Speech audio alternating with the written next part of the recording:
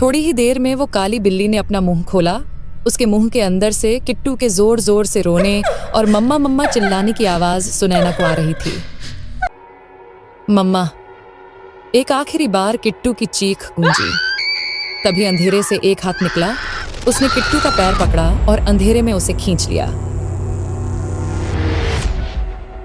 सुनैना घबराई सी वहीं अंधेरे में किट्टू किट्टू चिल्लाकर रोते हुए अपनी बच्ची को ढूंढ रही थी। किट्टू मानो किसी के वश में हो, बिना पलकें झपकाए दरवाजे को देख रही थी। अचानक दरवाजा धीरे से खुला। दरवाजे के खुलते ही किट्टू के चेहरे पर मुस्कान आ गई। तब लोग गहरी नींद में सो रहे थे, पर किट्टू अंधेरे में ही कहीं चली जा रही थी। आज वो सामने वाले नहीं, बल्कि पास वाले फ्लैट के सामने खड़ी थी। धीरे से फ्लैट का दरवाजा खुला। उसमें से 2 हाथ बाहर निकले, जिन्होंने किट्टू को अंदर खींच लिया। नमस्कार दोस्तों, स्वागत है आपका एक और रोमांचक और दिल दहला देने वाली कहानी में। आज की कहानी है सुनैना और उसके परिवार की, जो हाल ही में भुवनेश्वर के एक नए फ्लैट में शिफ्ट हुए हैं। सुनैना, उसके पति अभी, उनकी 4 साल की मासूम बेटी किट्टू और 6 साल का बेटा सनी सब मिलकर इस नए घर में अपनी नई जिंदगी की शुरुआत करने आए हैं। लेकिन क्या ये घर वाकई एक नई शुरुआत का प्रतीक है, या फिर यहाँ कुछ ऐसा छुपा है जो इस परिवार की खुशियों को निगलने के लिए तैयार बैठा है? किट्टू, जो एक प्यारी और चुलबुली बच्ची थी, अचानक बदलने लगती है। उसके हाव भाव और बर्ताव में ऐसी खौफनाक तब्दीलियां आने लगती हैं, जिन्हें देखकर सुनैना का दिल दहल उठता है। क्या ये मासूम बच्ची किसी बुरी ताकत के कब्जे में है? कौन है वो अदृश्य शक्ति जो इस परिवार की जिंदगी को तबाह करने पर आमादा है? तो दोस्तों, तैयार हो जाइए इस स्पाइन चिलिंग सफर के लिए, जहां हर मोड़ पर छिपा है एक नया रहस्य और एक नया डर। आखिर कौन है वो, और क्या सुनैना अपनी बेटी को बचा पाएगी? जानने के लिए बने रहिए हमारे साथ।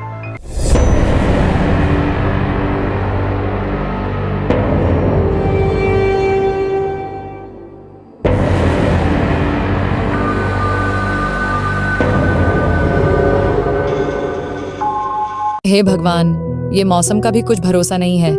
सुबह से तो धूप निकल रही थी और अब देखो ऐसे बारिश हो रही है जैसे साल भर का अभी बरस जाएगा। और तुम किट्टू थोड़ा जल्दी जल्दी चलो, अभी भीग जाओगी तो घर भर में छींकते घूमोगी।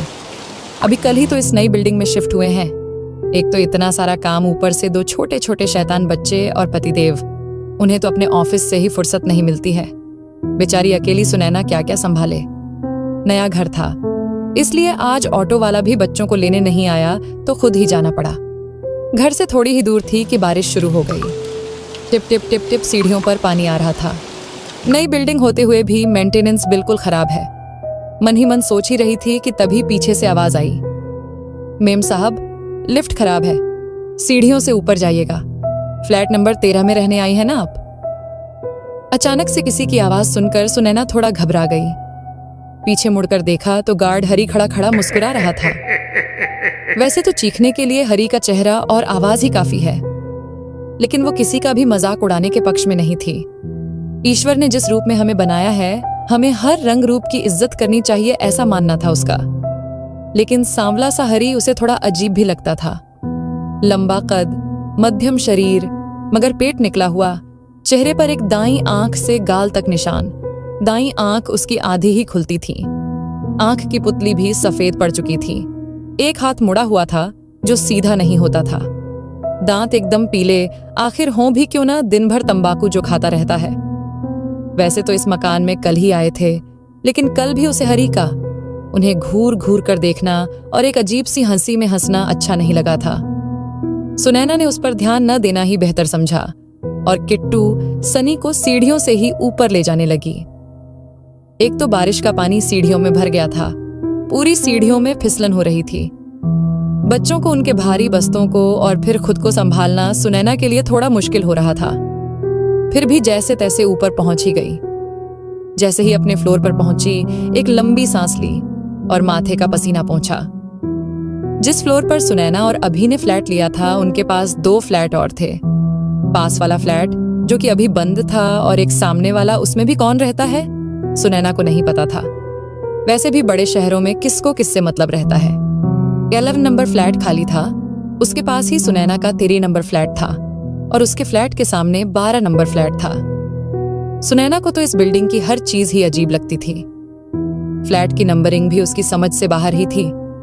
खैर, अभी उसके बजट में यही फ्लैट था। किराए के मकान में रहते रहते वो बोर हो गई थी। ऊपर से आए दिन मकान मालिक की किटकिट, बेचारे बच्चे भी ना घर में दौड़ सकते ना खेल सकते। अब जैसा भी है तो अपना ही, सुनैना ने मन ही मन मुस्कुराते हुए सोचा। ख्यालों में खोई खोई ही वो अपने फ्लैट के दरवाजे तक पहुंच गई थी। उसने ये भी ध्यान नहीं दिया कि सामने के फ्लैट के दरवाजे से कोई उसे घूर रहा है। मम्मा, भूख लगी है, किट्टू ने निचले होंठ को बढ़ाते हुए कहा। बस बेबी, मम्मा दरवाजा खोल ही रही है, फिर मम्मा किट्टू और सनी को अपने हाथ से खाना खिलाएगी। सुनैना ने प्यार से किट्टू को समझाते हुए कहा। सनी उधर अपनी छोटी सी प्लास्टिक बल से खेल रहा था। खेलते खेलते बॉल दीवार से टकराकर सामने वाले फ्लैट के दरवाजे पर पहुंच गई। सनी ने पीछे मुड़कर देखा और घबराकर मां से चिपक गया। अचानक ही सनी को ऐसे देख सुनैना ने पूछा, क्या हुआ सनी? और खुद भी जहां सनी की नजर थी उधर देखने लगी। सामने के फ्लैट के दरवाजे पर एक बूढ़ी औरत खड़ी हुई थी। पूरा चेहरा झुर्रियों से भरा हुआ, एकदम सफेद बाल। बिना पलकें झपकाए अपनी बड़ी बड़ी डरावनी आंखों से वो सनी को घूरे जा रही थी। छोटा सा बच्चा उसे देखकर डर ही गया था। सुनैना ने मुस्कुराते हुए कहा, नमस्ते आंटी, मैं सुनैना, कल ही इस फ्लैट में शिफ्ट हुए हैं हम। लेकिन बुढ़िया ने कोई जवाब नहीं दिया। वो अब भी वैसे ही सनी को घूर रही थी। सुनैना ने सनी को अपने पीछे छुपा लिया। तभी उसी फ्लैट के अंदर से आवाज आई, कहाँ है तू? कितनी बार कहा है बाहर मत जाया कर? उस औरत के पीछे से एक मोटी सी औरत ने निकलते हुए कहा। उसकी आंखें भी बुढ़िया की तरह ही बड़ी बड़ी थीं। मोटापे के साथ साथ लंबाई भी अच्छी खासी थी। उसने सुनैना की ओर देखा तो उसकी आंखें चौड़ी हो गईं। डर से या आश्चर्य से यह कहना अभी मुश्किल था। बिना कोई शब्द बोले सुनैना को नजरअंदाज करते हुए बुढ़िया को अंदर करके जोर से दरवाजा लगा लिया। बड़े अजीब लोग हैं, मैनर्स ही नहीं है। सुनैना ने मुंह बनाते हुए खुद से बोला, चलो बच्चों, जल्दी से कपड़े बदलो, मुंह धोकर आओ, मम्मा तब तक खाना लगाती है। दोनों बच्चे दौड़कर अपने कमरे में घुस गए। सुनैना भी रसोई में जाकर जो थोड़े बहुत बर्तन बाहर थे उनमें खाना लगाने लगी। अभी सारा सामान बॉक्स में ही पैक पड़ा था। कल थकान के कारण कब आंख लगी पता ही नहीं चला। सुबह भी नींद देर से ही खुली। दौड़ भाग करके सारा काम किया, तब भी बच्चे और वह लेट हो ही गए। अब आज भी सुबह से समय ही नहीं मिल पाया था। काम अब भी इतना ज्यादा है और सुनैना को तो अभी से थकान होने लगी है। दोनों बच्चों को खाना खिलाकर बर्तन साफ करके फ्री हुई तो फिर नजर पैक बॉक्स पर पड़ी। सुनैना ने एक लंबी सांस ली और फिर काम में जुट गई। अभी थोड़े बहुत ही बॉक्स खोल पाई होगी कि तभी सनी और किट्टू के कमरे से लड़ने की आवाज आने लगी। किट्टू ने रोते हुए कहा, ये मेरा है भैया, मुझे दे दो ना। सनी ने किट्टू पर गुस्सा करते हुए कहा, नहीं, ये मम्मा ने नहीं दिलवाया है तुझे, पता नहीं किसका उठा लाई है। रुक, अभी मम्मा से तेरी शिकायत करता हूं। किट्टू अभी सिर्फ 4 साल की थी और सनी 6 का। दोनों ही भाई बहन दिखने में गोल मटोल प्यारे से बच्चे थे। किट्टू थोड़ी शैतान थी, मगर सनी अपनी उम्र के अधिकतर बच्चों से ज्यादा समझदार था। किट्टू न जाने कहां से एक लॉकेट उठा लाई थी और सनी जानता था कि मम्मा से बिना पूछे कुछ लेना गलत बात है। सुनैना जैसे ही बच्चों के कमरे में आई, किट्टू दौड़कर उससे चिपक गई और जोर जोर से रोने लगी। क्या हुआ बेटा, किट्टू क्यों रो रहा है? सुनैना ने किट्टू को गोद में उठाकर पुचकाया तो किट्टू ने सनी की ओर उंगली बढ़ा दी और खुद फिर उसके गले से लगकर रोने लगी। क्यों रुला रहे हो सनी अपनी बहन को? बेटा वो अभी छोटी है ना, ऐसा नहीं करते हैं। लेकिन मम्मा देखो ना, ये कहां से ये लॉकेट उठा लाई है और बता भी नहीं रही है। किट्टू क्या है ये, कहां से लेकर आई हो इसे? मैंने कितनी बार मना किया है किसी भी अनजान चीज से हाथ नहीं लगाना चाहिए और तुम तो इसे घर ही ले आई। सॉरी मम्मा, ये मुझे अलमारी से मिला इसलिए उठा लिया, अब से ऐसा नहीं होगा, आई प्रॉमिस। किट्टू ने उदास होते हुए कहा। सनी ये लॉकेट बाहर फेंक दो और किट्टू चलो अब अपना होमवर्क करो। सुनैना ने बिना लॉकेट पर नजर डाले ही सनी को फेंकने के लिए बोला और खुद वापस काम में लग गई। काम करते करते कब रात हो गई उसे पता ही नहीं चला। जब अभी ने दरवाजे की घंटी बजाई तब उसे होश आया। दोनों बच्चे कार्टून देखने में मशगूल थे। जैसे ही अभी आया, पापा पापा चिल्लाकर अभी से चिपक गए। अभी भी अपने दोनों शैतानों को देखकर मुस्कुराने लगा। किट्टू को गोद में उठाकर अंदर आया और आकर सबसे पहले अपनी सुनैना के गले मिला। सुनैना भी अभी को अपने पास पाकर मुस्कुरा दी। अभी के लिए अपने परिवार से ज्यादा जरूरी कुछ भी नहीं था। उसके दोनों बच्चे उसके दिल की धड़कन थे और उसकी सुनैना उसका दिल। चारों अपनी छोटी सी दुनिया में खुश थे। उन्हें क्या पता था उनकी खुशियों को किसी की काली नजर लगने वाली है। बच्चों को सुलाकर अब कहीं जाकर सुनैना थोड़ा फ्री हुई थी। दिन भर की थकी हारी जैसे ही बिस्तर पर लेटी, उसके नीचे उसे कुछ चुभन सी महसूस हुई।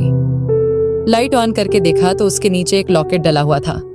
लॉकेट वैसे तो साधारण सा था, चेन चांदी की लग रही थी। लॉकेट राउंड शेप में था। उसके ऊपर एक हरा मोती लगा था जो लाइट में उसे चमकता हुआ सा लग रहा था। जैसे ही मोती को उसने छुआ, लॉकेट खुल गया। लॉकेट के एक तरफ उसका अभी का और दूसरी तरफ बच्चों का फोटो लगा था। लॉकेट देखकर उसके चेहरे पर एक हंसी खिल उठी। सोते हुए अभी के गाल पर एक हल्की सी किस दी और लॉकेट को गले में पहनकर उसी मुस्कान को साथ लिए सो गई। रात के करीब 1 बज रहे थे। घर भर में शांति फैली हुई थी। अभी और सुनैना दिन भर के थके हारे गहरी नींद में सो रहे थे। सनी और किट्टू भी सपनों की दुनिया में खोए हुए थे। सुनैना का लॉकेट चमकने लगा। उसमें से एक रोशनी निकली जो घर भर से होती हुई बच्चों के कमरे में पहुंच गई। तभी किट्टू का चादर किसी ने नीचे की ओर खींचा। किट्टू ने चादर को पकड़कर फिर अपनी ओर खींचा। जब चादर ऊपर नहीं आई तो नन्ही सी किट्टू आंखें मलते हुए उठ गई। सामने एक हरी परछाई देखी तो धीरे से सनी को आवाज लगाई, भैया भैया।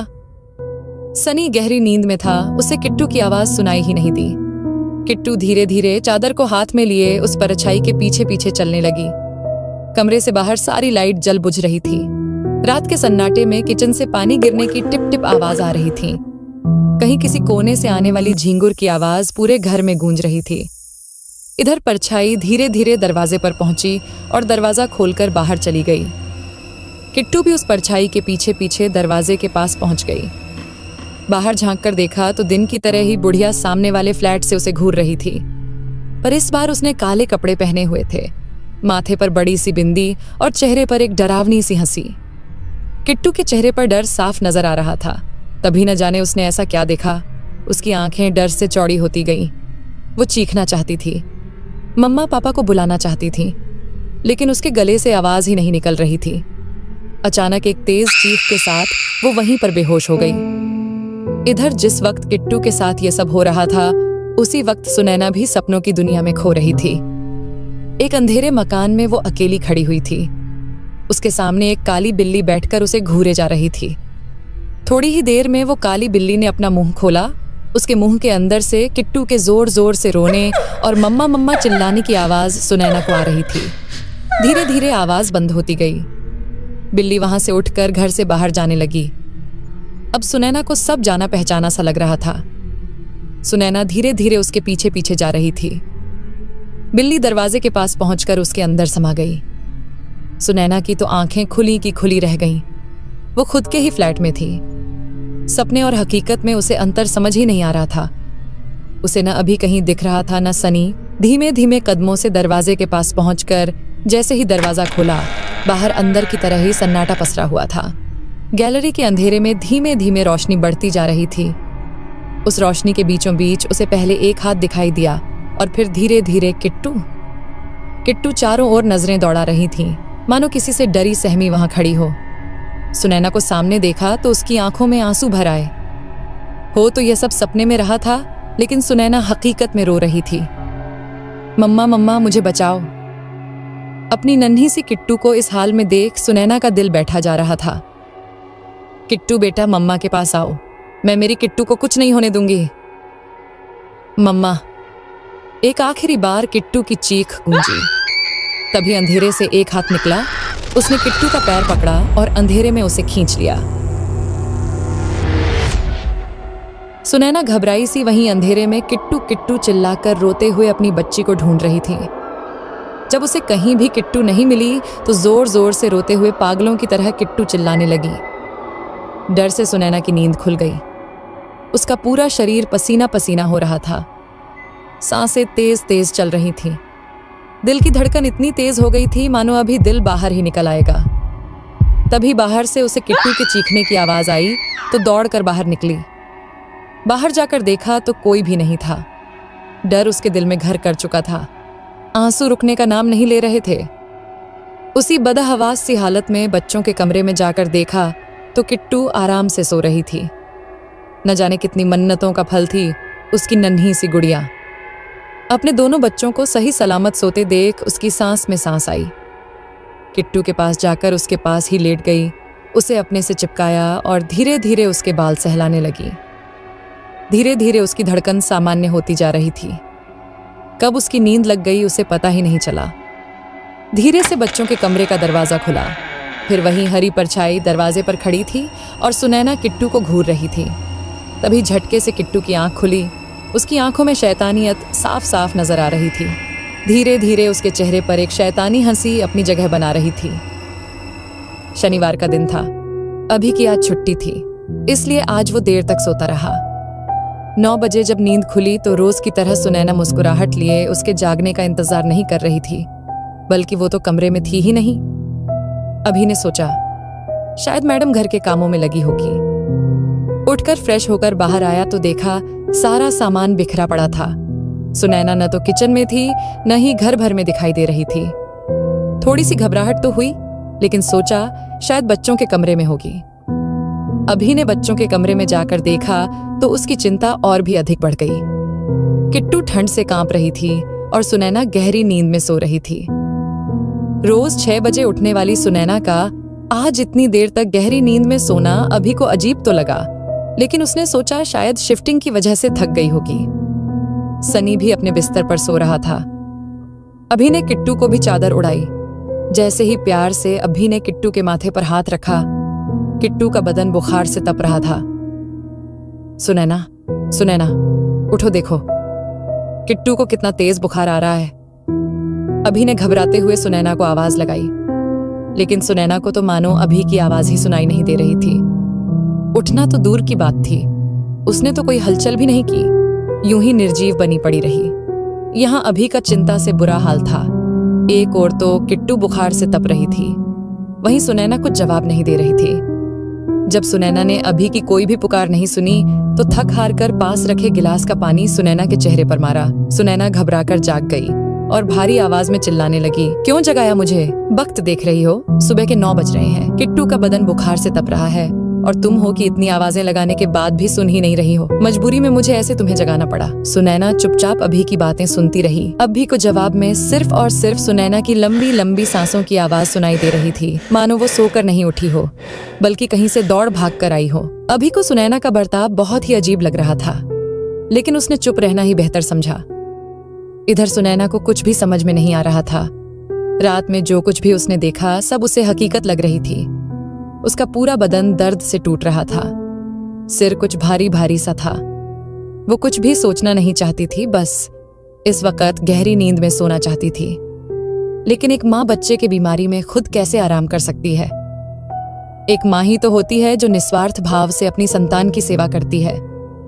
खुद का दर्द उसे अपने बच्चे के दर्द के आगे हमेशा छोटा ही लगता है। सुनैना ने भी अपने सारे दर्द को एक ओर रखा और किट्टू को देखने लगी। हकीकत में किट्टू को बहुत तेज बुखार था। सुनैना ने उठकर मुंह हाथ धोकर किट्टू और सनी को उठाया, उन्हें नाश्ता करवाकर किट्टू को दवा खिलाकर वापस सुला दिया। सुनैना को आज न जाने क्यों बहुत अजीब लग रहा था। घर के सारे काम से फ्री होकर नहा धोकर कांच के सामने खड़ी सुनैना ने जो प्रतिबिंब देखा तो उसकी चीख निकल गई। उस वक्त सुनैना की चीख सुनने वाला कोई भी नहीं था। अभी और सनी बाहर गए हुए थे और किट्टू गहरी नींद में सो रही थी। सुनैना का यहाँ डर से बुरा हाल था। 2 सेकंड पहले उसके पड़ोस वाली बूढ़ी औरत दर्पण से उसे उस दिन की तरह ही घूरे जा रही थी।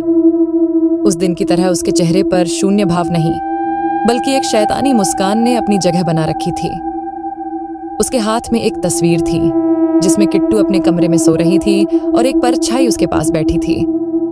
सुनैना इस वक्त डर, घबराहट, चिंता, गुस्सा सब वो महसूस कर पा रही थी। दौड़कर घबराई हुई सुनैना बच्चों के कमरे में पहुंची तो देखा किट्टू आराम से सो रही थी। किट्टू को सही सलामत देखकर सुनैना की सांस में सांस आई। थोड़ी देर पहले जो भी हुआ उसे सोचकर हंसी भी आई। मैं भी ना थकान के कारण न जाने क्या क्या देख रही हूँ। यहाँ तो कोई भी नहीं है। सुनैना रानी, तुम्हें आराम की बहुत जरूरत है। बिना उम्र के ही बुढ़ापा आ गया है। न जाने क्या क्या देखती सोचती रहती हो। किट्टू का बुखार अब उतर गया था। सुनैना रात के खाने की तैयारी कर रही थी। दोनों बच्चे अब भी के साथ खेल रहे थे। अचानक किचन का बल्ब बंद चालू होने लगा। नल अपने आप चालू हो गया। सुनैना को अब चिढ़ हो रही थी। चीखते हुए उसने अभी को आवाज लगाई, लेकिन जैसे ही अभी किचन में पहुंचा वहां तो सब नॉर्मल था। सुनैना को तो समझ ही नहीं आ रहा था कि आखिर उसके साथ हो क्या रहा है। जल्दी से जल्दी खाना बनाकर सुनैना ने सबको खिलाया। दिन भर में उसका शरीर दर्द से टूट रहा था। वो बस थोड़ा आराम करना चाहती थी। इधर दिन भर चहलकदमी करने वाली किट्टू सुबह से बिल्कुल गुमसुम होकर शून्य में ताक रही थी। शायद बुखार का असर होगा, सोचकर अभी सुनैना ने ज्यादा ध्यान नहीं दिया। दोनों बच्चों को सुलाकर सुनैना जैसे ही बिस्तर पर लेटी गहरी सपनों की दुनिया में जाने लगी। इधर सबके सोते ही किट्टू एकदम से उठी। किट्टू मानो किसी के वश में हो, बिना पलकें झपकाए दरवाजे को देख रही थी। अचानक दरवाजा धीरे से खुला। दरवाजे के खुलते ही किट्टू के चेहरे पर मुस्कान आ गई। बाहर की गैलरी में बिल्कुल अंधेरा था। जो छोटा सा बल्ब लगाया हुआ था वो भी फूट चुका था। रात के 12 बज रहे थे। सब लोग गहरी नींद में सो रहे थे, पर किट्टू अंधेरे में ही कहीं चली जा रही थी। आज वो सामने वाले नहीं बल्कि पास वाले फ्लैट के सामने खड़ी थी। धीरे से फ्लैट का दरवाजा खुला। उसमें से 2 हाथ बाहर निकले, जिन्होंने किट्टू को अंदर खींच लिया। सपने में यह सब देखकर सुनैना घबराकर उठ गई। पास रखे मोबाइल में समय देखा तो रात के 1 बज रहे थे। सोचा एक बार जाकर किट्टू का बुखार चेक कर लूं। थकी हारी सुनैना आंखों में नींद लिए बच्चों के कमरे के बाहर खड़ी थी। तभी उसे एहसास हुआ मानो किसी ने उसे छुआ हो। पीछे मुड़कर देखा तो कोई भी नहीं था। किट्टू की गुड़िया दरवाजे के पास रखी थी। फ्लैट का दरवाजा खुला हुआ था। सपने की बात कहीं सच तो नहीं थी? यही सवाल सुनैना को बार बार परेशान किए जा रहा था। डरी घबराई सुनैना दबे पांव से दरवाजे की ओर बढ़ी जा रही थी। जैसे ही उसने दरवाजे के बाहर झांक कर देखा, गैलरी का छोटा सा बल्ब बार बार जल बुझ रहा था। चारों ओर सन्नाटा फैला हुआ था।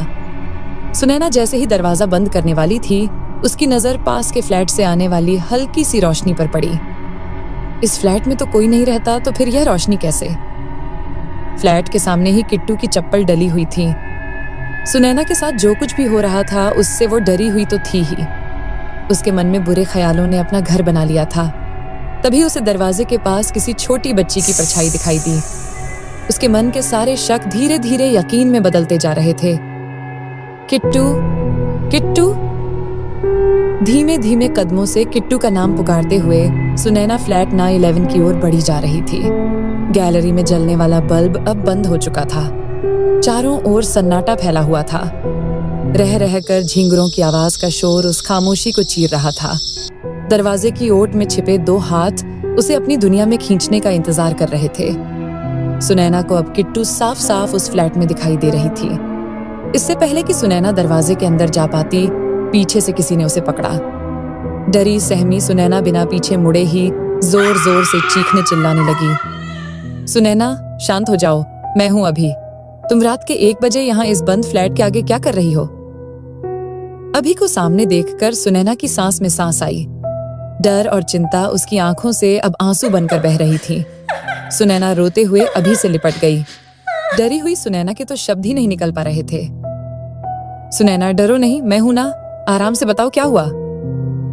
अभी वो किट्टू इस फ्लैट में है। मैंने अपनी आंखों से देखा है। अभी किट्टू इसके अंदर गई थी, वो यहीं थी।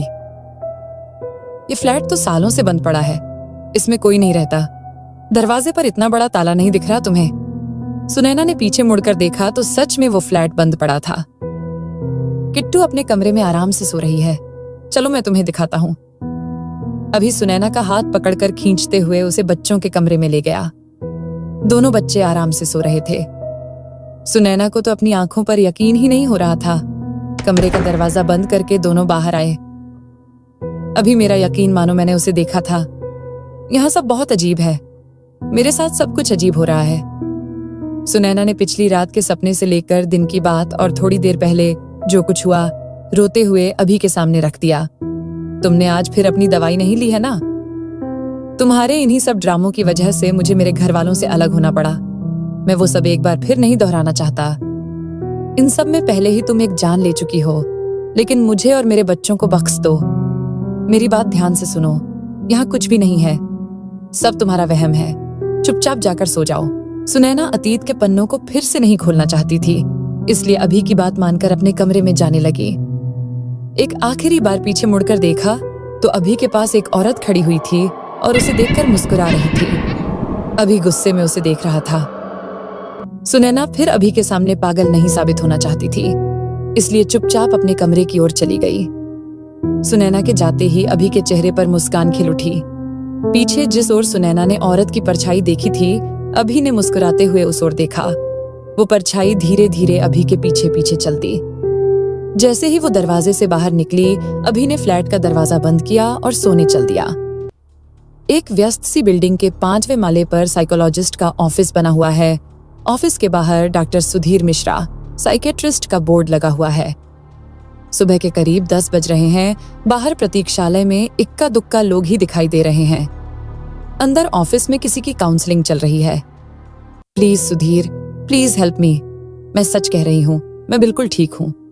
मैं मानती हूँ जो सब मैंने देखा वो सब मेरा वहम था। प्लीज अभी को बोलो सब ठीक है। मैं वापस यहाँ नहीं आना चाहती। तुम भी जानते हो बीते सालों में कितना कुछ हुआ है। मेरी एक गलती की सजा मुझे आज तक भुगतनी पड़ रही है। मैं वापस पागल साबित नहीं होना चाहती। प्लीज। डरी सहमी सी सुनैना ने सुधीर से रोते हुए गुहार लगाई। सुनैना शांत हो जाओ, हम तुम्हें पागल नहीं कह रहे हैं। मैं और अभी बस तुम्हारा भला चाहते हैं। हम तीनों कॉलेज से दोस्त हैं, तो फिर तुम्हें ऐसा क्यों लगता है मैं तुम्हारे साथ कुछ गलत होने दूंगा? मैं अभी से ज्यादा तुम्हारा दोस्त हूं। जरा अपनी हालत तो देखो, क्या कर लिया है तुमने खुद के साथ? मेरी हंसती खेलती सुनैना कहाँ है? सुनैना, देखो जो भी है मुझे खुलकर बताओ। एक डॉक्टर के नाते न सही, पर एक दोस्त को तो बताओ। आखिर तुम दोनों के जीवन में हो क्या रहा है? सुधीर, मैं अगर तुम्हें सब बताऊंगी तुम मुझे पागल समझोगे, लेकिन उस घर में कोई है जो मुझे मारना चाहता है। मैंने खुद देखा है। अभी को लगता है मैं पागल हो गई हूं। मैं ढोंग कर रही हूं। उसे लगता है कि मैंने जिस तरह उसकी बहन की जान ली, उसके बच्चों की भी लेना चाहती हूं। लेकिन तुम भी जानते हो मैंने उसकी बहन को नहीं मारा, उसने खुदकुशी की थी। कोर्ट में भी साबित हो चुका है, लेकिन वो अभी भी मुझे जिम्मेदार समझता है। मुझे बचपन से ही आत्माएं दिखती हैं। क्या ये मेरी गलती है? सुधीर, तुम तो जानते हो कॉलेज के जमाने से ही मैं पैरानॉर्मल एक्टिविटी का हिस्सा रही हूं। अभी ने सब जानते हुए मुझसे शादी की थी, लेकिन अब उसे मैं पागल लगती हूं।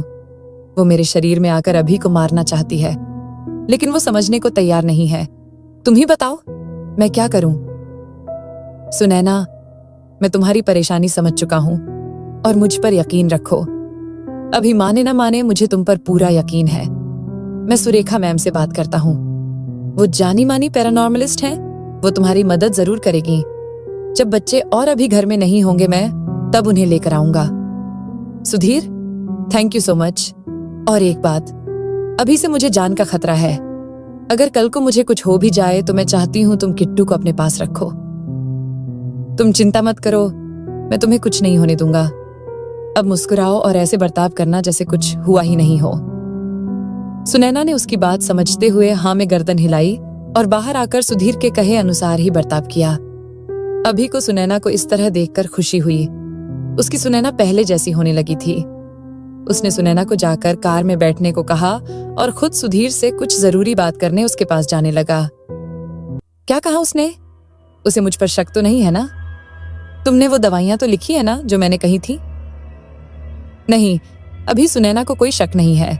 और हाँ, तुम्हारे कहे अनुसार मैंने दवाइयां रख दी हैं, पर याद रखना किसी को पता ना चले, नहीं तो मेरी डिग्री खतरे में पड़ जाएगी। सुधीर की बात सुनते ही अभी के चेहरे पर एक मुस्कुराहट खिल उठी। एक आखिरी बार उसे थैंक यू कहा और कार की ओर चल दिया। अभी के जाते ही सुधीर ने मुट्ठी में भरी दवाइयां पास रखे डस्टबिन में फेंक दी। उसकी आंखों में एक अलग ही शैतानी चमक थी। उन आंखों में क्या राज था ये तो कोई नहीं जानता, लेकिन किसी बड़ी साजिश की शुरुआत जरूर थी। सुनैना को घर छोड़कर अभी ऑफिस की ओर चल दिया। सुनैना जब से इस घर में आई थी बदलने लगी थी। सुंदर चेहरा, तीखे नयन नक्श, सुर्ख गुलाबी होंठ, चेहरे पर चमक, अच्छी कदकाठी की सुनैना का चेहरा अब मुरझा से गया था। धीरे धीरे सुनैना कमजोर होती जा रही थी। उसका शरीर खून की कमी से सफेद पड़ता जा रहा था और यही वजह थी अभी चिंतित था सुनैना के लिए। लेकिन जो सुनैना देख पा रही थी वो किसी और को कहाँ दिख रहा था।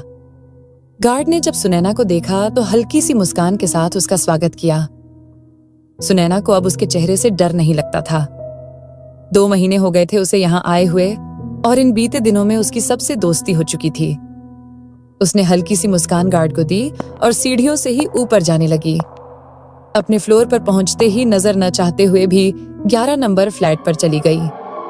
उस पर नजर पड़ते ही न जाने कौन सी यादें ताजा होने लगीं कि डर से सुनैना के रोंगटे खड़े होने लगे। हाय सुनैना, कैसी हो? बच्चे अभी आए नहीं है स्कूल से? फ्लैट नंबर 12 की महिला ने सुनैना से पूछा। महिला की बात सुनकर सुनैना की नजर फ्लैट नंबर 11 से हटकर उस पर आ गिरी। कुछ महीने पहले तक जो महिला उसे अजीब और खड़ूस लगती थी, अब इस फ्लैट के अकेलेपन में वही उसकी सबसे अच्छी दोस्त थी। उसका नाम मैरी था। मैरी अपनी गूंगी बाहरी माँ और अपनी छोटी बहन टीना के साथ रहती थी। टीना अभी के ऑफिस में ही काम करती थी। वहीं मैरी एक प्रोफेसर थी। मैरी अपनी माँ को अकेले नहीं छोड़ना चाहती थी, इसलिए उसने कभी शादी नहीं की। वहीं टीना का एक बॉयफ्रेंड था जो शादीशुदा था, इसलिए मैरी उन दोनों के रिश्ते के खिलाफ थी। हर रोज दोनों बहनों के बीच झगड़े चलते ही रहते थे, लेकिन मैरी एक बहुत ही अच्छी महिला थी, इसलिए जल्द ही नैना और उसकी दोस्ती हो गई थी। इन बीते महीनों में जो भी हुआ था, अगर किसी को नैना ने सब कुछ बताया था, वो मैरी ही थी और केवल वही नैना पर यकीन करती थी। मैं कैसी हो सकती हूँ मैरी? वो न मुझे जीने देती है न मरने, और दुख की बात तो ये है कि मेरे अपने ही मुझ पर यकीन नहीं करते। मैरी को नैना की हालत पर तरस तो आता था, लेकिन वो खुद भी मजबूर थी। चाहते हुए भी वो कोई मदद नहीं कर सकती थी। नैना ने एक लंबी सांस ली, आंसू पोंछे और जैसे ही फ्लैट का दरवाजा खोला, रोज की तरह ही जलती बुझती बत्तियों ने उसका स्वागत किया। सुनैना, सुनैना, सुनैना। पूरे फ्लैट में आवाजें गूंज रही थीं। ये रोज का हाल बन गया था। जैसे ही सुनैना घर में अकेली होती, ये सब शुरू हो जाता। सुनैना ने दोनों कान हाथों से ढक लिए इस उम्मीद में कि शायद आवाजें बंद हो जाएगी, लेकिन धीमे धीमे आवाजें और तेज होती जा रही थीं। और अब सिर्फ आवाजें ही नहीं थीं जो उसके नजदीक आ रही थीं, बल्कि वो भी उसके सामने ही खड़ी थी। दोनों बच्चे जब घर पहुंचे तो सुनैना सोफे पर बैठी बैठी मुस्कुरा रही थी। उसकी नजर बंद टीवी पर थी और वो धीरे धीरे कुछ बोल रही थी। मम्मा, मम्मा। सनी दौड़ते हुए सुनैना के गले लग गया। वहीं किट्टू चुपचाप खड़ी सब देख रही थी। उस रात जो कुछ भी हुआ, उसके बाद किट्टू एकदम शांत सी हो गई थी। अभी सुनैना ने काफी कोशिशें की, लेकिन किट्टू ने अपनी चुप्पी नहीं तोड़ी। वो सिर्फ हाँ या ना से ज्यादा जवाब नहीं दे रही थी। कई डॉक्टरों को दिखाया, लेकिन कोई भी फायदा नहीं हुआ। धीरे धीरे किट्टू की चुप्पी से अभी सुनैना ने समझौता कर लिया था। सनी बेटा, जाकर अपने कपड़े बदल लो। सुनैना की बात सुनते ही सनी अपने कमरे में चला गया। सनी के जाते ही किट्टू मुस्कुराने लगी और दौड़कर सुनैना के पास जाकर उसके कान में कुछ कहने लगी। किट्टू की बात सुनकर सुनैना के चेहरे पर भी उसी की तरह शैतानी मुस्कान आ गई। रात के करीब 1 बज रहे थे। दिन भर की थकान के बाद सब गहरी नींद में सो रहे थे। वहीं सुनैना और किट्टू बाहर गैलरी में खड़ी हुई थीं। धीरे धीरे सुनैना किट्टू से कुछ कह रही थी। थोड़ी देर दोनों ने किसी का इंतजार किया, फिर दबे पैरों से गैलरी के अंधेरे में कहीं चल दी। धीरे धीरे दोनों के शरीर अंधेरे में कहीं गुम हो गए। अगली सुबह अभी और बच्चों के जाने के बाद सुधीर सुरेखा जी को लेकर पहुंचा। उस समय सुनैना के फ्लैट से जोर जोर की चीखों की आवाजें आ रही थीं, जो सिर्फ सुरेखा जी सुन पा रही थीं, सुधीर नहीं। दरवाजे की घंटी बार बार बजाने के काफी देर बाद दरवाजा खुला तो पसीने से भीगी घबराई सी उनके सामने खड़ी थी। अच्छा हुआ आप लोग आ गए, अंदर आइए। सुरेखा और सुधीर को सुनैना ने पानी पिलाया और कैसे इन सब की शुरुआत हुई, कैसे इस घर में किट्टू को एक लॉकेट मिला और उस रात के बाद से ही वो दोनों चैन से नहीं सो पाई हैं। सुनैना की बात सुरेखा जी ने बहुत ही ध्यान से सुनी, एक लंबी सांस ली और चारों ओर नजर दौड़ाई। सुनने में यह काफी अजीब था, लेकिन सुरेखा न सिर्फ आत्माओं को महसूस कर सकती थी, बल्कि उन्हें देखकर उनसे बातें भी कर सकती थी। कुछ लोग मानते हैं कि आत्मा भूत जैसा कुछ नहीं होता। वहीं कुछ लोग होते हैं जो न सिर्फ दूसरी दुनिया पर यकीन करते हैं, बल्कि उसके रहस्य जानने की इच्छा भी रखते हैं। उनमें से ही एक सुरेखा भी थी। उसकी रूहों से बात करने की इच्छा, उन्हें जानने की जिज्ञासा उसे इतना दूर ले आई थी। उसे खुशी थी वो लोगों की मदद कर सकती थी। सुरेखा ने पूरे घर का जायजा लिया। उसे कुछ महसूस तो हो रहा था, लेकिन वो कुछ देख नहीं पा रही थी। जैसे ही बच्चों के कमरे में पहुंची, सुरेखा के कदम किट्टू के बिस्तर के पास आकर रुक गए। वो एकटक उस बिस्तर की ओर देखे जा रही थी। न जाने ऐसा क्या दिखा उन्हें कि उनकी आंखें डर से बड़ी होती गईं। उन्हें अपने जीवन काल में बहुत कुछ डरावना देखा था, पर अभी उसके सामने जो था वो रूह को कंपा देने वाला था। सुरेखा ने पलटकर देखा तो सुनैना गुस्से में उसे घूरे जा रही थी। उसकी आंखें सुर्ख लाल थीं, चेहरे पर एक अजीब तेज। उसकी आंखें सुरेखा जी से कुछ कह रही थीं। काफी देर तक उसकी आंखों में देखने के बाद सुरेखा जी को इस घर में जो भी हो रहा था सब पता चल चुका था। उनकी आंखों में अब डर नहीं, बल्कि दुख के आंसू थे। सुरेखा ने आंसू पोंछे सुनैना की ओर देखकर गर्दन हिलाई। सुनैना का गुस्सा धीरे धीरे कृतज्ञता में बदल गया।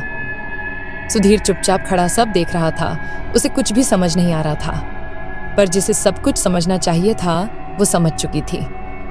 सुरेखा जी ने 1-2 दिन में वापस लौटने की बात कही और वहां से अलविदा लेकर चल दी।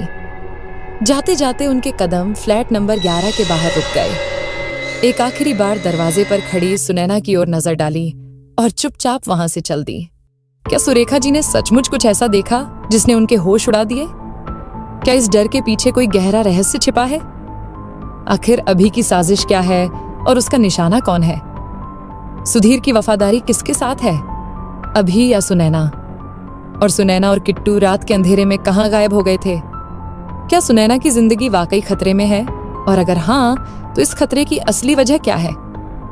कौन है वो छिपा हुआ दुश्मन?